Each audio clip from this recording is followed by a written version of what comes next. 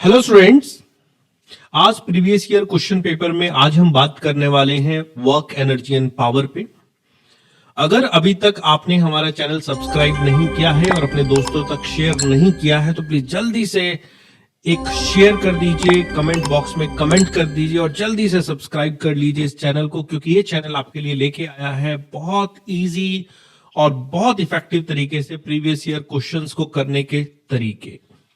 अब हम स्टार्ट करते हैं हमारे फर्स्ट क्वेश्चन को, जिसमें दिया गया 300 joule of work is done in sliding a 2 kg block up an incline plane of height 10 metre. The work done against the friction क्या होगा। देखिए, क्वेश्चन मेंशन करता है कि आपके पास एक इंक्लाइन प्लेन है और इस इंक्लाइन प्लेन की अगर हम बात करी जाए तो इस इंक्लाइन प्लेन के अंदर हमने एक ब्लॉक को इंक्लाइन प्लेन से ऊपर की तरफ लेके जाना है और जब इस ब्लॉक को इंक्लाइन प्लेन पे ऊपर की तरफ लेके जाएंगे तो आपने हाइट को सिर्फ और सिर्फ 10 मीटर इंक्रीज करना है। तो ऐसे समझें ये ब्लॉक है जो कि यहाँ पे कुछ लोवेस्ट लेवल पे था, जिसको हमने स्लाइड करके 10 मीटर हाइट तक प्लेस कर दिया। अगर हम इसे 10 मीटर हाइट तक प्लेस करेंगे तो we will increase its potential energy. तो हमने इसकी एक पोटेंशियल एनर्जी को इंक्रीज किया। तो अगर हम बात करें how much is increase in a potential energy, तो हम सिंपली इसको mgh लिख सकते हैं, जहां पे m की वैल्यू 2 kg है, g की वैल्यू 10 ले लेते हैं और h की वैल्यू 10 होने की वजह से हमने 200 जूल पोटेंशियल एनर्जी इंक्रीज करी है।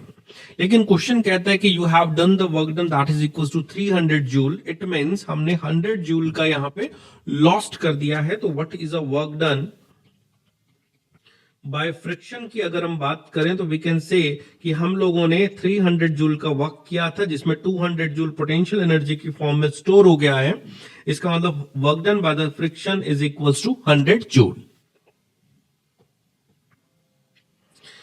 A body of mass 3 kg is under a constant force which causes a displacement s in meter in time t, which is given as a relation s is equals to 1/3 t square with t in a second. Work done by the force in 2 seconds क्या होगा। देखिए, work done को वैसे तो calculate करने का तरीका होता है कि हमारा फोर्स इंटू डिस्प्लेसमेंट करा जाए, लेकिन अगर हमें कोई भी टाइम की टर्म में कोई इक्वेशन प्रोवाइड कर दी जाए तो वर्क डन का सबसे बेस्ट तरीका होता है कि आप वर्क डन को ढूंढने के लिए चेंज इन काइनेटिक एनर्जी के फॉर्मूले में जाएं। Because work done by the net force is equal to change in kinetic energy, जिसको हम ऐसा लिख सकते हैं half into m final velocity का square minus of initial velocity का स्क्वायर, जो कि चेंज इन काइनेटिक एनर्जी बनाएगा। अब वेलोसिटी के लिए हम क्या करते हैं, जो हमारे पास s की इक्वेशन है इसको डिफरेंशिएट करते हैं, ds/dt लिखते हैं, जिससे वेलोसिटी बनेगा और इसका डिफरेंशिएशन करें तो t स्क्वायर का डिफरेंशिएशन 2t होता है, जिससे वेलोसिटी की इक्वेशन हमें मिलती है थ्रू 2/3t। अब देखिए, क्वेश्चन कहता है find the work done in first 2 second. तो इसका मतलब इनिशियली अगर बात करें तो t इक्वल टू 0 सेकंड है, तो यहाँ पे t इक्वल टू 0 रखेंगे तो इनिशियल वेलोसिटी तो हमारे पास 0 आ जाएगी। तो half into mass is given as question as given is 3। अब आता है what is the velocity at 2 second. तो देखिए, यहाँ पे अगर 2 वैल्यू t की जगह रख दिया जाए तो 2 इंटू 2 4/3 आ जाएगा हमारे पास। So velocity at t equal to 2 second is 4/3 का whole square minus of 0, because at t equal to 0 the velocity is 0। तो ये आपके पास हो गया 3/2 मल्टीप्लाई बाय 16/9। अब इसको आपस में कट करते हैं तो you will get the answer as 8/3 joule is a right answer. A block of mass is attached to the lower end of vertical spring। ऐसे समझें कि हमारे पास एक ब्लॉक जो है इसके स्प्रिंग के लोअर एंड पे अटैच किया गया है और जिसका मास हमें m दिया गया है। The spring is hang from a ceiling, has a force constant, the value of k. The mass is released from rest with the spring initially unstretched. The maximum extension produce the length of the spring क्या होगा। देखिए, अगर आपको maximum extension करना है तो let's say initially ये हमारे पास जो स्प्रिंग था वो अनस्ट्रेच कंडीशन में था। अनस्ट्रेच कंडीशन का मतलब होता है इनिशियली हमने स्प्रिंग के अंदर एक्सपेंशन को 0 लिया है। अब अगर इस ब्लॉक को हम सडन रिलीज कर दें, ठीक है, इस ब्लॉक को हम क्या करें, सडन रिलीज कर दें ताकि मैक्सिमम एक्सपेंशन आ सके। तो सडन रिलीज करने के बाद ये ब्लॉक अपनी हाइट की वजह से एकदम से नीचे गिर जाएगा। तो मान लीजिए ये ब्लॉक यहां तक पहुंच गया है और इसमें एक्सटेंशन कुछ मान लीजिए x आ गई है। ठीक है, अब हुआ क्या, वो ऊपर से नीचे क्यों गिरा, तो हम कहते हैं उसके पास थी हाई पोटेंशियल एनर्जी, और ये नीचे गिरने के बाद क्या हुआ, ये स्प्रिंग एक्सपैंड हो गया, और अगर ये स्प्रिंग एक्सपैंड हो गया तो इसकी जो ग्रेविटेशनल पोटेंशियल एनर्जी जो थी, ग्रेविटेशनल पोटेंशियल एनर्जी जो थी वो कन्वर्ट हो गई है इनटू स्प्रिंग एनर्जी।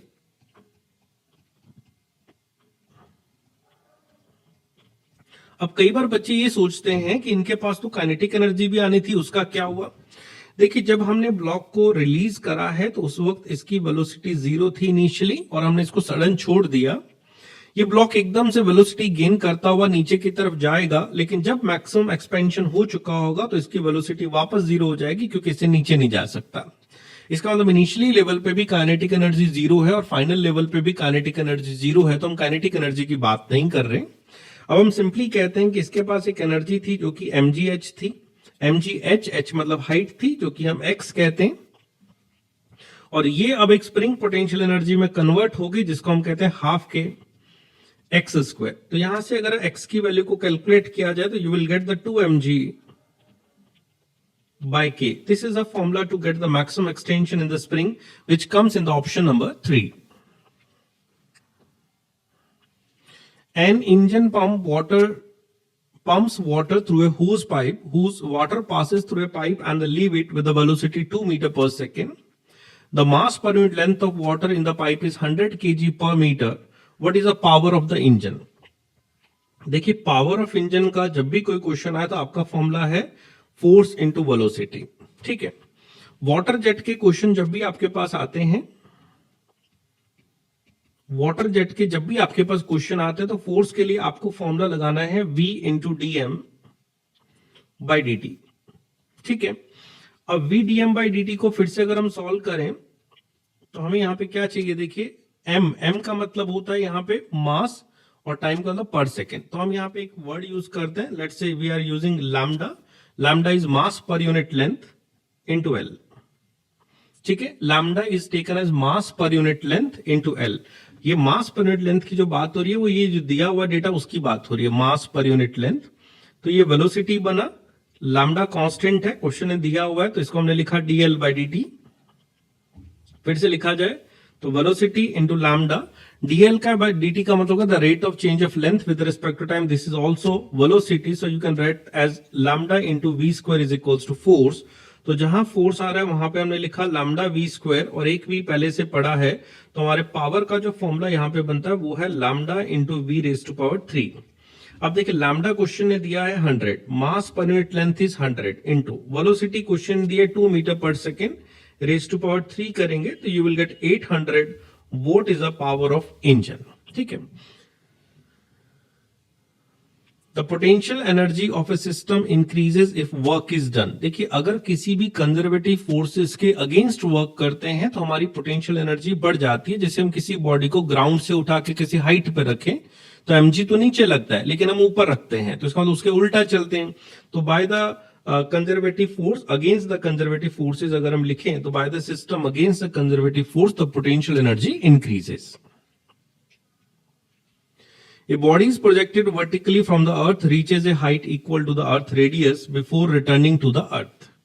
ऐसे समझे, ये हमारे पास एक अर्थ है, हमने एक बॉडी को यहां से प्रोजेक्ट किया जो कि यहां पे equal to the radius of Earth reach कर गई है। ठीक है, the power exerted by the gravitational force is greatest. पहला पूछा गया हाईएस्ट पॉइंट पे होगा, दूसरा कहता है कि before the body hit the अर्थ होगा, कांस्टेंट रहती है, eight the instant just after the body is projected होगा।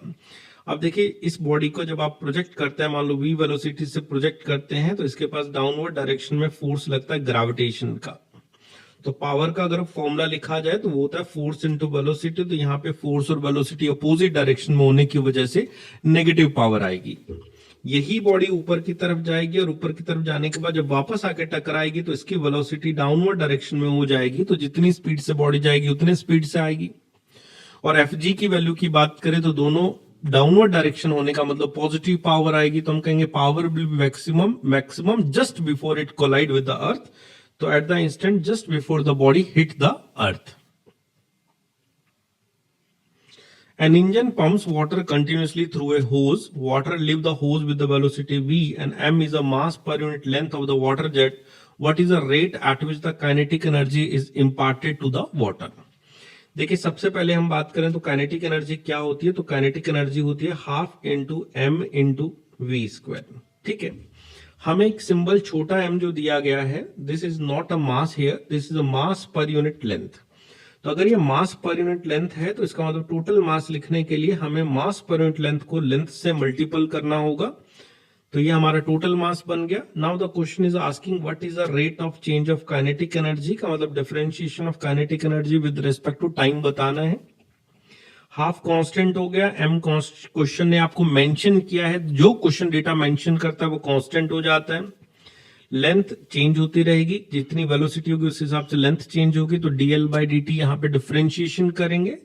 जैसे dl बाई dt का डिफरेंशिएशन करेंगे ये वेलोसिटी बन जाएगा, और वेलोसिटी की पावर 2 पहले से पड़ी है, so answer will become half m into v raise to power 3 is a right answer which comes in the option number 2।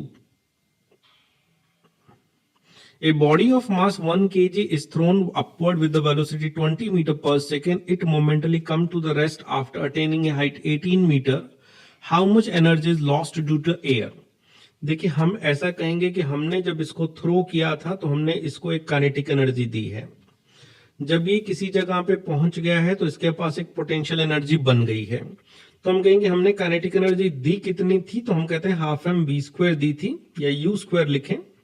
तो हाफ इंटू एम की वैल्यू की बात करें तो 1 kg है और वेलोसिटी इसके पास 20 थी, स्क्वायर किया तो हम कहते हैं ये हमने 200 जूल दी थी। ठीक है, फिर हम कहें पोटेंशियल एनर्जी कितनी बन गई है, तो हम कहते हैं mgh बन गई है, तो m की वैल्यू 1 होगी, g की वैल्यू 10 होगी, और h की वैल्यू क्वेश्चन कहते हैं 18 मीटर है, तो हम कहते हैं 180 जूल पोटेंशियल एनर्जी बन गई है। तो इसका मतलब we have given 200 joule and जो हमारे पास पोटेंशियल एनर्जी में कन्वर्जन आया वो है 180 जूल। तो हमारा लॉस कितना हुआ, तो हम कहते हैं 200 joule was provided and 180 joule was stored as a potential energy, तो 20 जूल का हमारा लॉस हो गया है, तो option number 2 is a right answer. Force F on a particle moving in a straight line varies with the distance d as shown in the figure. The work done on the particle during the displacement 12 metre क्या होगा। देखिए जब भी आपको एक force और displacement का graph दिया जाए तो वर्क डन का मतलब होता है area under curve, area under curve. अब अगर एरिया अंडर कर्व की बात करें तो आपको ना ये डैश लाइन वाला एरिया नहीं लेना, आपको एरिया वही लेना है जहां पे कंटिन्यूस लाइन हो। तो आप एक तो ये वाला एरिया लेंगे और एक आप ये वाला एरिया लेंगे। ठीक है, तो एरिया आपके पास हुआ, पहले हम देखा जाए तो रेक्टेंगल का बेस हुआ 4 और हाइट होगी 2 प्लस हाफ इंटू ट्राइंगल का बेस हो गया 5 आपके पास, 12 और 7 का माइनस किया तो 5 हो गया, और हाइट होगी आपके पास 2 से 2 कैंसिल किया तो 4 into 2 is 8 plus 5 is 13 joule is a right answer. The potential energy of a particle in a force field is, तो ये क्वेश्चन पोटेंशियल एनर्जी का कुछ हमें दिया गया है। Where A and B are positive, constant R is the distance of the particle from the center of the field. For stable equilibrium, distance of the particle क्या होगा। देखिए इक्विलिब्रियम के लिए हमारे पास फोर्स की वैल्यू 0 होनी चाहिए। ठीक है, फोर्स को कैलकुलेट करने का फॉर्मूला हमारे पास होता है minus of D U by D R. तो D U by D R के लिए एक बार u को आप चाहें तो ऐसा लिख लीजिए, थोड़ा सा आपको डिफरेंशिएशन करना आसान हो जाएगा। ठीक है, अब आपने माइनस लगाया, अब यहां पे हमने u का डिफरेंशिएशन पुट करना है, तो a कांस्टेंट है, r की पावर -2 का डिफरेंशिएशन करेंगे तो -2 पहले लिखा जाएगा, r की पावर -3 बनेगा माइनस b, r की पावर -1 का डिफरेंशिएशन करेंगे, -1 आ गया तो प्लस हो जाएगा और r की पावर -2 बन जाएगा। ये एक्सप्रेशन हमारा बन रहा है फोर्स का। तो फोर्स के एक्सप्रेशन को थोड़ा सा और अच्छे तरीके से लिखा जाए तो -2a by R cube plus b upon R square, ये फोर्स का एक्सप्रेशन है। और अगर हमने इक्विलिब्रियम ढूंढना है तो इस फोर्स को 0 करना होगा।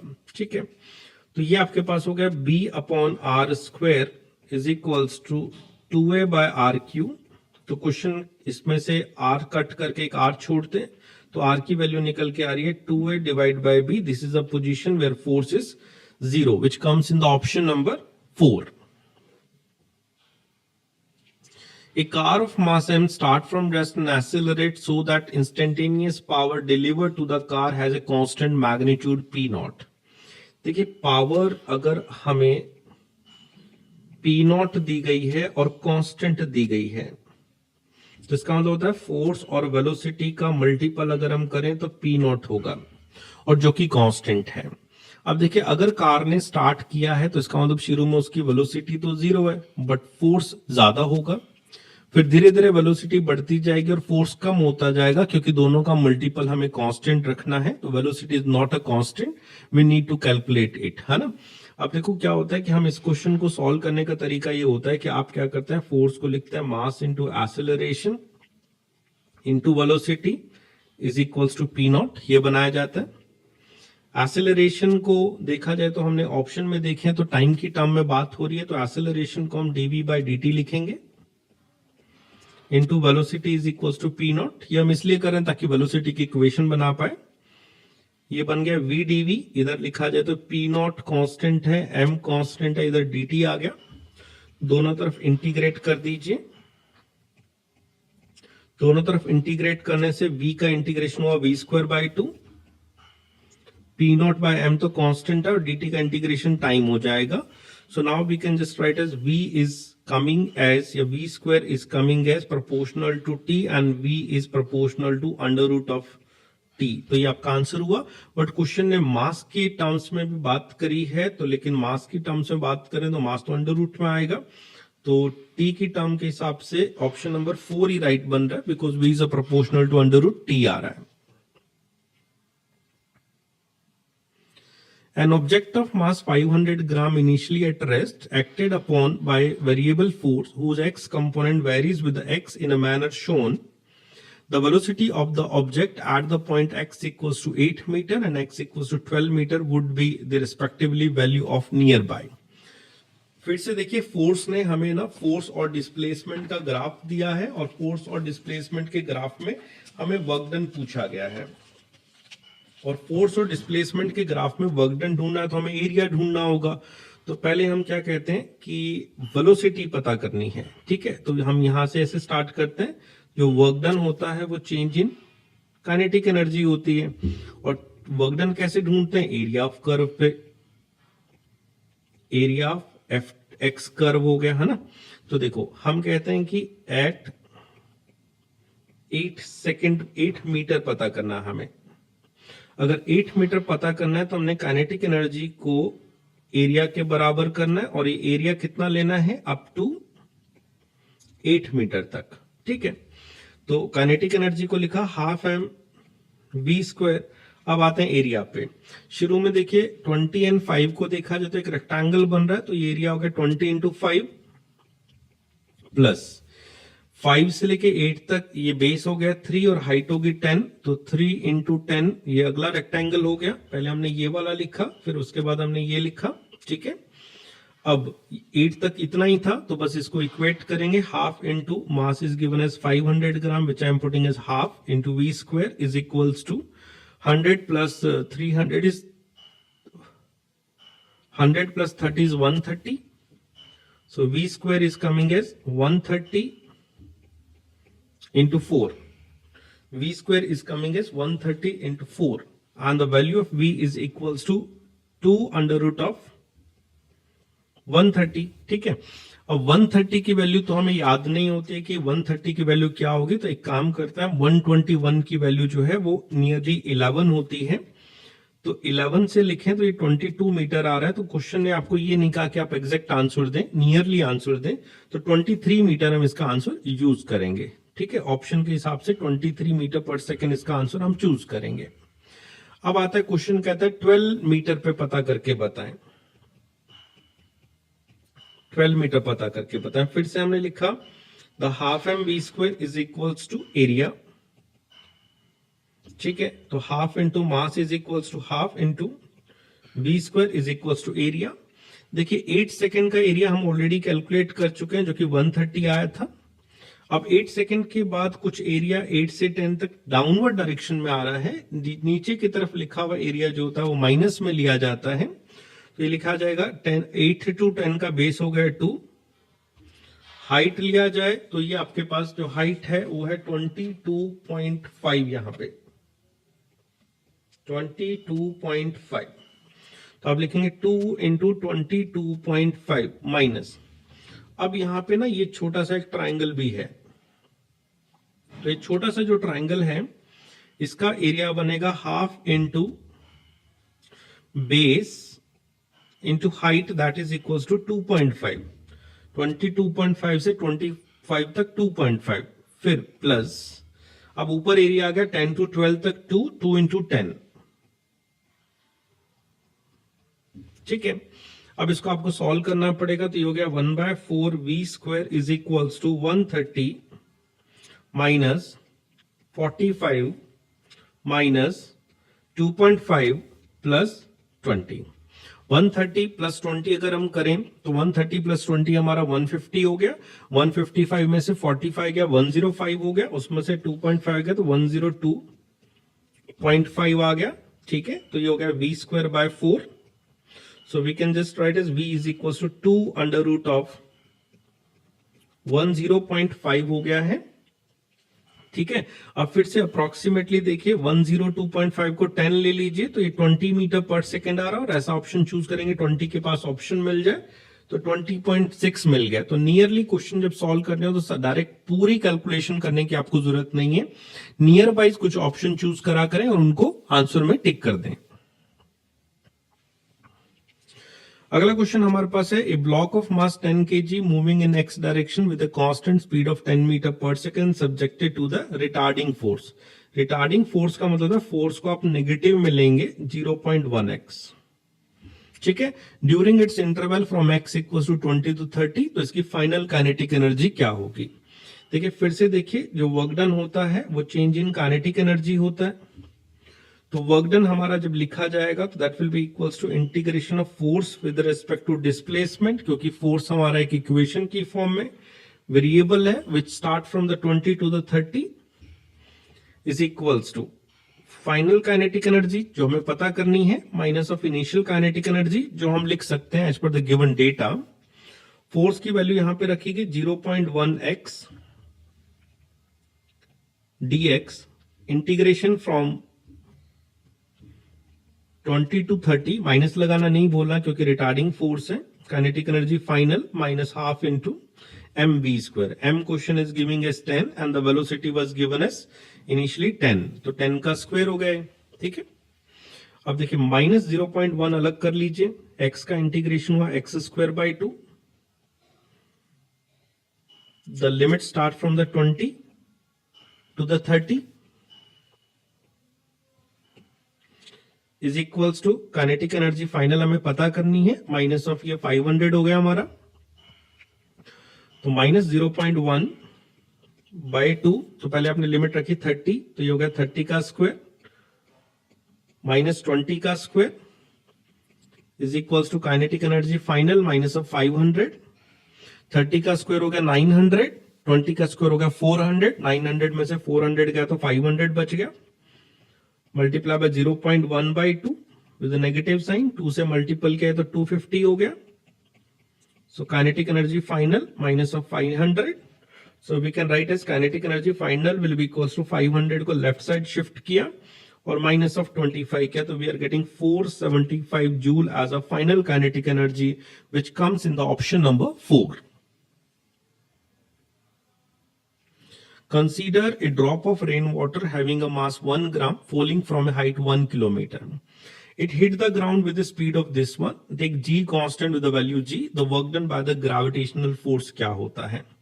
जब भी work done by gravitational force की बात करें तो आपने एक ही फॉर्मूला लगाना है, force into displacement that is equals to mgh। m आपका 1 ग्राम है तो इसको 1/1000 कर देते हैं, g की वैल्यू 10 ली गई और h की वैल्यू 1 किलोमीटर कहा गया तो इसको भी 1000 लेते हैं, सॉल्व करके आपके पास आता है 10 जूल। तो work done by the gravitational force is 10 joule. ठीक है, उसके बाद कहते हैं रेजिस्टिव फोर्स ऑफ एयर क्या होगा। तो उसके लिए देखिए हमने शुरू में अगर हम वर्क डन बाय ग्रेविटी लिखें या पोटेंशियल एनर्जी लिखें, वही हमारे पास mgh है जिसकी वैल्यू 10 जूल आपने बनाई है। अब कहते हैं ग्राउंड पे जब ये टकराया होगा तो इसकी स्पीड बढ़ी होगी, तो काइनेटिक एनर्जी बन गया होगा, हाफ एम वी स्क्वायर कहते हैं इसको. Half mass is again taken as 1 gram 1/1000 and velocity which is given as it hit the ground with 50 meter per second. So you are just writing a 50 square. 50 square करें तो 2500 आ गया और ये आपके पास हो गया 2000. डबल जीरो कैंसिल हो गई, डिवाइड किया इसको, डिवाइड करने पे आपके पास आ रहा है 1.25 joule. The kinetic energy received is equal to 1.25 joule. इसका मतलब हमारे पास जो लॉस कह दें या वर्क डन बाय फ्रिक्शन कह दें, तो अगर वर्क डन बाय फ्रिक्शन की बात करता है तो वर्क डन बाय फ्रिक्शन अगर हम लिखें तो हम कहते हैं हमें फाइनल जो एनर्जी मिली है वो है 1.25 और इनिशियल हमारे पास थी 10, तो इसका आंसर हो माइनस ऑफ 8.75 जूल. तो वर्क डन बाय फ्रिक्शन में अगर नेगेटिव साइन शो करता है तो आपको नेगेटिव यूज करना होगा क्योंकि वो एक अपोजिट वर्क डन की बात कर रहा होता है. A force F is equals to 20 plus 10y x on a particle in y direction, where F is in a Newton and y in a meter. Work done by this force to move the particle from 0 to 1 meter. देखिए force आपका variable है तो इसका मतलब work done निकालने के लिए आप इसे सिंपली इंटीग्रेट करें और इंटीग्रेट करें 0 से 1 मीटर तक. फोर्स की वैल्यू क्वेश्चन के हिसाब से 20 प्लस 10y है dy और हमें इंटीग्रेट करना है 0 से लेके 1 तक. तो 20 का इंटीग्रेशन होगा 20y प्लस y का इंटीग्रेशन होगा y स्क्वायर बाई 2 और लिमिट आप लगाएंगे इसमें 0 से लेके 1 तक. ठीक है, तो y की वैल्यू 20 रखें, 20 इंटू 1 हो गया प्लस 10 1 स्क्वायर बाई 2 हो गया, माइनस 0 रखेंगे तो 0 आ जाएगा. तो total answer is coming is 25 joule is the work done by the force. A particle is released from a height s from the surface of the earth. ऐसे समझें, ये हमारे पास ना एक पार्टिकल को हमने यहां से रिलीज किया जो कि यहां से कुछ s हाइट पे था. At a certain height, its kinetic energy is 3 times of its potential energy. कहीं पे भी कोई एक ऐसी पोजीशन आई है जब इसकी kinetic energy 3 times of potential energy हो गई है तो इसको second kinetic energy, second potential energy कहते हैं. The height from the surface of earth and the speed of particle at that instant क्या होगा. देखो पहली बात ये कहते हैं कि जब कोई बॉडी मोशन अंडर ग्रेविटी करती है तो कंजर्वेशन ऑफ मैकेनिकल एनर्जी लगना चाहिए. कंजर्वेशन ऑफ मैकेनिकल एनर्जी कहता है कि फाइनल मैकेनिकल एनर्जी और इनिशियल मैकेनिकल एनर्जी इक्वल होनी चाहिए. तो इनिशियल मैकेनिकल एनर्जी की बात करें तो बॉडी को एस हाइट से ड्रॉप किया गया तो mgs कह देते हैं. फाइनल मैकेनिकल एनर्जी के अंदर क्वेश्चन कहता है कि इसकी जो काइनेटिक एनर्जी है और पोटेंशियल एनर्जी है इन दोनों का अगर आप सम करेंगे तो इनिशियल मैकेनिकल एनर्जी बन जाएगा. अब काइनेटिक एनर्जी 2 की जगह आप लिख सकते हैं 3 times of potential energy plus potential energy is equals to mgs हो गया. इसका मतलब 4 टाइम्स ऑफ पोटेंशियल एनर्जी को लिख देते हैं mgh is equals to mgs. तो हम कहते हैं इसमें h की वैल्यू जो आ रही है वो आ रही है s बाय 4. तो इसका मतलब बॉडी यहाँ पे कुछ s बाय 4 हाइट पे होगी, ये h की वैल्यू आ गई. अब क्वेश्चन कहता है इस वक्त इसकी काइनेटिक एनर्जी कितनी होगी. तो क्वेश्चन हमें दिया तो है kinetic energy 2 is equals to 3 time of potential energy. तो हम इसको ऐसा कह सकते हैं half m v square is equal to 3 times of mgh कह सकते हैं. m से तो m कैंसिल आउट हो गया तो v स्क्वायर बराबर आ गया 6 इंटू g इंटू h की वैल्यू क्या है s बाय 4.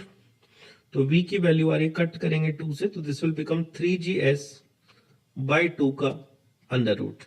तो this is coming in the option number 4. Option number 4 is a right answer. Water fall from a height of 60 meter at a rate of 15 kilogram per second to operate a turbine. The losses due to friction force is 10% of the input energy. How much power is generated by the turbine? देखिए सबसे पहले तो बात करें output energy कितनी होगी.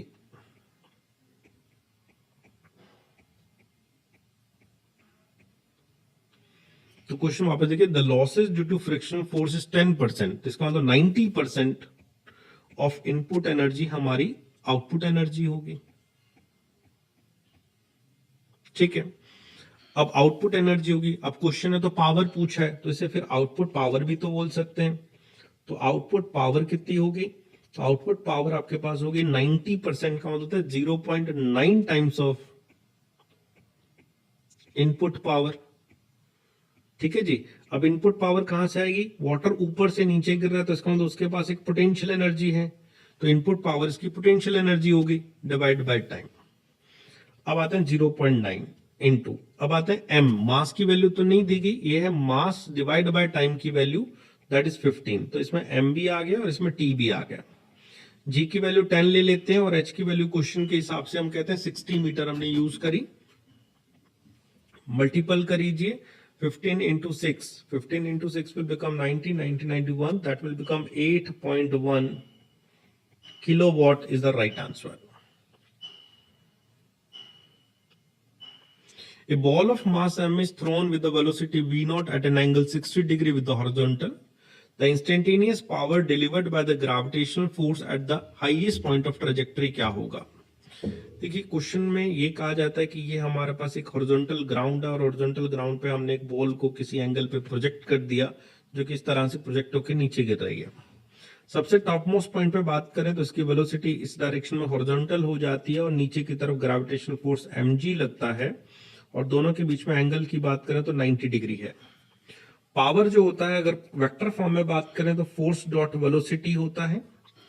Force हमारे पास जो आ रहा है वो वेलोसिटी के परपेंडिकुलर आ रहा है, तो इसका मतलब इसका डॉट प्रोडक्ट क्या आना चाहिए, 0 आना चाहिए। The force displacement graph of particle moving in a straight line is as shown in the figure.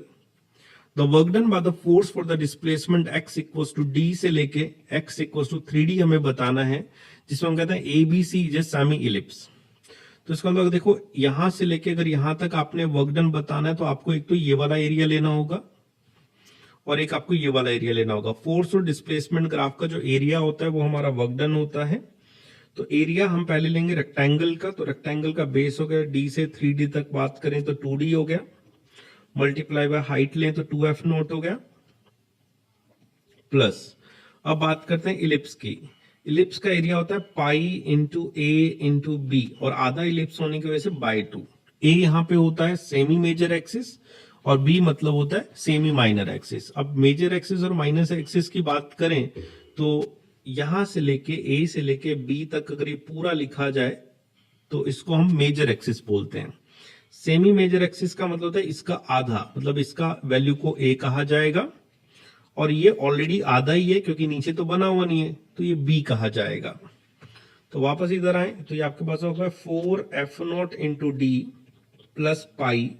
अब ए की जगह देखिए आधा लिया गया तो इसका मतलब डी लिया गया और बी की जगह उन दोनों का डिफरेंस लें, इन दोनों का डिफरेंस लें तो ये आपके पास f0 हो गया बाई 2। ठीक है, तो ऐसा ऑप्शन चूज करें जिसमें ये आ रहा है तो विच comes in the option number 4। उसमें क्या आ गया, f0 और d को कॉमन लिया गया तो 4 प्लस पाई बाई 2 लिखा जाता है, विच comes in the option number 3। Option number 3 is the right answer. An electric lift with a maximum load of 2000 kg is moving up with a constant speed of 1.5 meter per second. The frictional force opposing the motion is 3000 Newton. The minimum power delivered by the motor to the lift क्या होगा। देखिए power का formula आपके पास constant velocity mention कर दी जाए ना तो force into velocity होता है। फोर्स वो होता है जो हमें लिफ्ट अप करना है, तो लिफ्ट अप करने के लिए फोर्स लिखा है 2000 kg।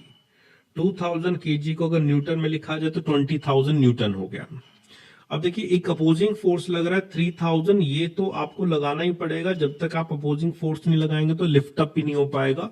तो 3000 अपोजिंग के लिए हो गया प्लस लोड हमारा 2000 हो गया। कहने का मतलब कैसे, एक बार डायग्रामेटिकली देखिए, ये एक लिफ्ट है, इस लिफ्ट ने mg नीचे लगाया है और नीचे ये अपोजिंग फोर्स भी है, तो दोनों डाउनवर्ड होने की वजह से दोनों फोर्स ऐड हो जाएंगे। ये तो हो गए फोर्स की वैल्यू। अब इनटू करना पड़ेगा हमें वेलोसिटी, तो इनटू वेलोसिटी अगर लिखी जाए तो क्वेश्चन दिया 1.5।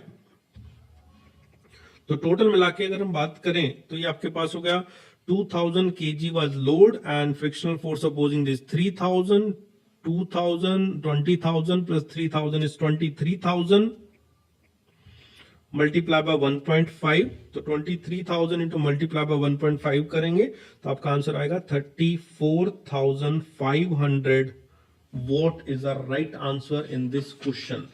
तो ये ऑप्शन नंबर 2 हमारा हो गया है।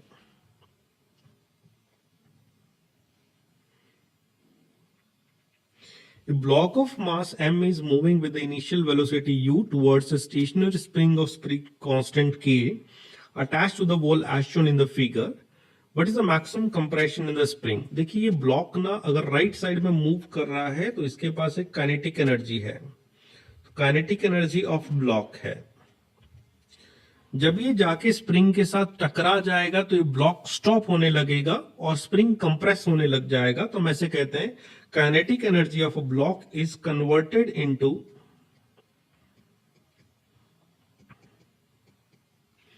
Potential energy of spring. तो काइनेटिक एनर्जी ऑफ ब्लॉक आपने लिखा हाफ एम यू स्क्वायर और पोटेंशियल एनर्जी ऑफ स्प्रिंग आपने लिखा हाफ के एक्स स्क्वायर। तो क्वेश्चन आपसे पूछा एक्स की वैल्यू पता करके बताएं। आपने हाफ से हाफ कट किया तो ये हो गया एम बाय के का under root multiply by U. This comes in the option number 4। Option number 4 is the right answer. A gravitational field is present in the region and the mass is shifted from A to B through different paths as shown. If W1 and W2, W3 represent the work done by the gravitational force respective passes, तो answer क्या होगा? देखिए तीनों के अंदर initial point same है, final point same है और ग्रेविटेशनल फील्ड एक कंजर्वेटिव फील्ड है जिसमें हमारा वर्क डन पाथ पे डिपेंड नहीं करता, सिर्फ इनिशियल और फाइनल पोजीशन पे डिपेंड करता है। इसलिए जितना वर्क डन फर्स्ट पाथ में होगा उतना ही सेकंड में होगा, उतना ही थर्ड में होगा। तो हमने क्या लिखा? Work done does not depend on path in conservative field. तो ये आपका आंसर है। The potential energy of a long spring when stretched by 2 centimeter is U. If the spring is stretched by 8 centimeter, the potential energy क्या हो जाएगी? देखिए potential energy का formula होता है हाफ के एक्स स्क्वायर। तो potential energy को देखा जाए तो that is directly proportional to X square होगा। तो एक्स जितना ज्यादा होगा उतनी पोटेंशियल एनर्जी ज्यादा हो जाएगी। जब एक पोटेंशियल एनर्जी देके दूसरे पोटेंशियल एनर्जी को पूछा तो you should go with the ratio method. तो आपने U2 के सामने x2 कर दिया, U1 के सामने x1 कर दिया का होल स्क्वायर लेते हैं। U2 हम कहते हैं हमें पता करना है और U1 की जगह क्वेश्चन ने मेंशन नहीं किया, U पोटेंशियल एनर्जी लीजिए। 8 सेंटीमीटर बाद में हमें स्ट्रेच करना है, पहले ये 2 सेंटीमीटर स्ट्रेच था तो ये 16 हो गया। तो U2 is coming at 16 of U is the final potential energy which is in 8 centimetre stretch spring. A particle move with the velocity, this one with the horizontal under the action of a constant force. What is the instantaneous power? Power का formula हमारे पास जो होता है वो होता है force और velocity का डॉट प्रोडक्ट। फोर्स क्वेश्चन ने मेंशन किया 10I plus 10J plus 20K dot product with the velocity which is equals to 5I minus 3J plus 6K dot product करेंगे। 10 का 5 से मल्टीपल हुआ 50 हो गया, 10 का 3 से मल्टीपल हुआ माइनस 30 हो गया, 20 का 6 से मल्टीपल हुआ 120 हो गया। ठीक है, दोनों को ऐड करें तो हमारा आंसर आ गया 140 वॉट इज द आंसर। ये हमारा लास्ट क्वेश्चन है। लास्ट क्वेश्चन 2015 में आया, 25 में आया हुआ है और लास्ट क्वेश्चन तक जाने से पहले हम फिर से आपको कहेंगे अगर हमारी वीडियो आपको अच्छी लगी हो तो प्लीज इसे लाइक और सब्सक्राइब करना ना भूलें और साथ साथ अपने दोस्तों को शेयर करना भी ना भूलें। The kinetic energy of car A and car B are 100 joule and 225 joule respectively. On applying brake, car stops after 1000 meter and car B stops at 1500 meter. If FA and FB are the forces applied by the brakes on the car A and car B respectively, तो what is the force FA and FB क्या होगा? देखिए ये जो आपके पास ना एक retarding force है जिसने एक वर्क किया है और वर्क हमारा चेंज इन काइनेटिक एनर्जी के बराबर होगा। ठीक है, वर्क को लिखा जाए तो फोर्स इनटू डिस्प्लेसमेंट लिखा जा सकता है, और चेंज इन काइनेटिक एनर्जी को अगर हम बात करें तो फाइनल काइनेटिक एनर्जी तो 0 है, तो जो भी उसके पास इनिशियल काइनेटिक एनर्जी है वही हमारा वर्क होगा। हमें कहा गया ए पे फोर्स का और बी पे फोर्स का रेशियो पता करके बताएं। डी ने जो डिस्टेंस ट्रैवल करी है ए ने हमें दी गई है, बी ने जो डिस्टेंस ट्रैवल करी है वो भी दी गई है। पहले के पास काइनेटिक एनर्जी कितनी थी वो भी है, और दूसरे के पास कितनी काइनेटिक एनर्जी वो भी है। तो हम कहते हैं we are getting F A by F B, the distance travelled by A is 1000, travelled by the B is 1500, the kinetic energy of one is 100 joule and second one is 225 joule. अब हम इसे solve करना है, तो सबसे पहले हम इसको 500 से कट करते हैं, तो ये 2/3 कट हो गया, ठीक है। अब जो आपके पास है 100 और 225 आया, इसको हम लोग जो है कट करते हैं किसी नंबर से, तो इसको बताएं किस नंबर से कट किया जाए। 25 से कट कर लेते हैं, 25 को 4 से मल्टीपल किया 100 हो गया, और 25 को 9 से मल्टीपल किया 325 हो गया। इसको यहां से कट करते हैं, 2 टाइम्स कट हो गया, इसको यहां से कट करते हैं 3 टाइम्स हो गया। So we can write as the ratio of force A to the force B is equals to 2/3। तो ये हमारा लास्ट क्वेश्चन था वर्क पावर एनर्जी के बेसिस। आई होप आप लोगों को ये समझ आया हो, और अब हम आपसे एक्सपेक्ट करेंगे कि आप ये चैनल को ज्यादा से ज्यादा अपने दोस्तों को शेयर करें ताकि वो भी इन प्रीवियस ईयर क्वेश्चन की सीरीज का बेनिफिट उठा पाए। Thank you so much.